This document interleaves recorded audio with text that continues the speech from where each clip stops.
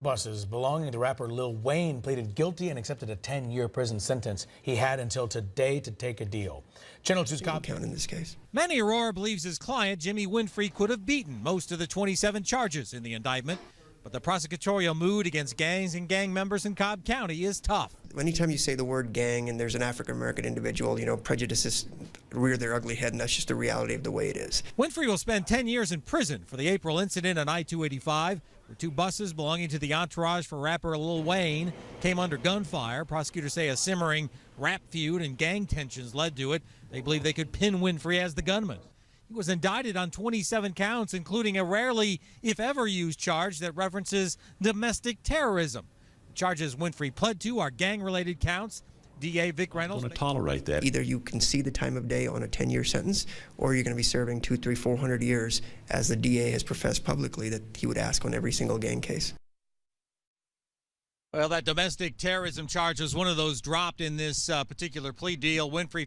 Yo, it's Big Ant, the spokesman, man, back. Another edition of Urban Politicians TV, UPTV. Make sure you stay on your pivot at all times, man. Had to come tap in on the latest in the YSL State RICO case in Georgia. And since this thing kicked off 8 months ago, it's been a real wild roller coaster ride, from everything with the judge sentencing people to jail, things going on in the courtroom. You never know what you're going to see next. But first, it hit Friday that Young Thug was denied bond once again. And this is going on 8 months since this process started, and still not one juror seated to do this trial. But then after that, it broke out that somebody that had fled, it was on the run from the time the YSL RICO got announced. Jeffrey Winfrey, a.k.a. Pee Wee Roscoe, was actually arrested out in Las Vegas. And I'm going to add links in the description for that clip in the beginning from WSB-TV.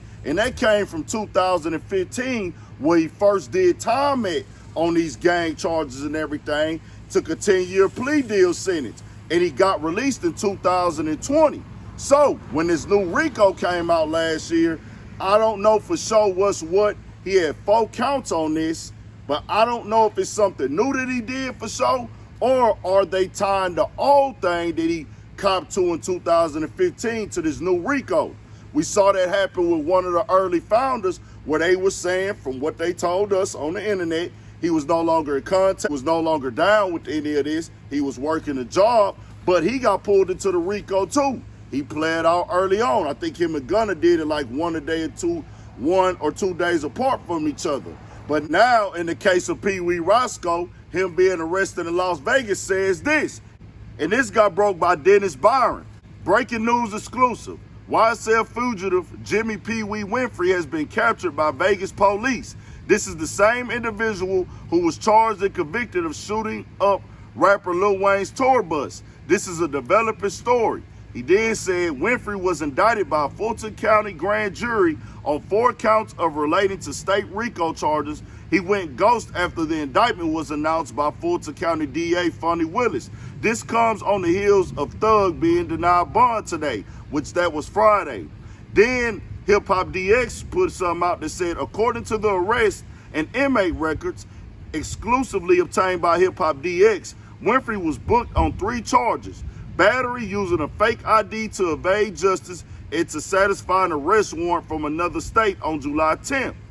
Arrested inmate records indicate that Winfrey was given a $5,000 bond for the identity theft charge, but was denied bond on the other 2 charges. A preliminary hearing is scheduled for August 1st on the battery and identity theft charges, and another preliminary hearing is scheduled for August 12th on the arrest warrant from another state. And like I was saying, I don't want to be wrong and confirm that the old charges from 2015 are what's being presented for him in this new indictment, but I don't agree with that if that is what's going on. If that man already did his time, already settled his dispute with the law, he shouldn't have to come back and face that again.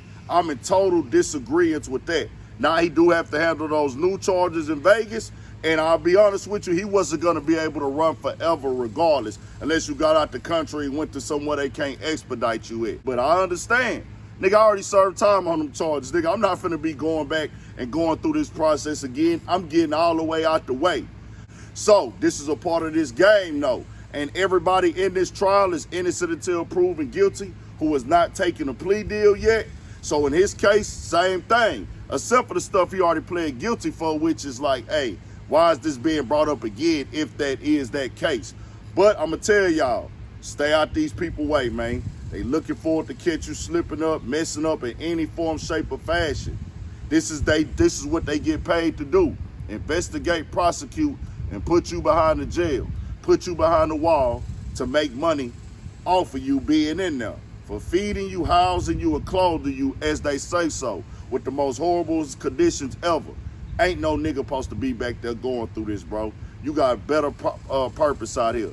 You got family that love you. You got partners that love you. You got kids. Some of y'all got kids and all these other things. Bro, stay out these people's way, bro. We way more valuable outside in the free world and can get way more done. But tell me what y'all think. We got more videos, all that 1,000 for shit show. Stay on your pivot. More coming.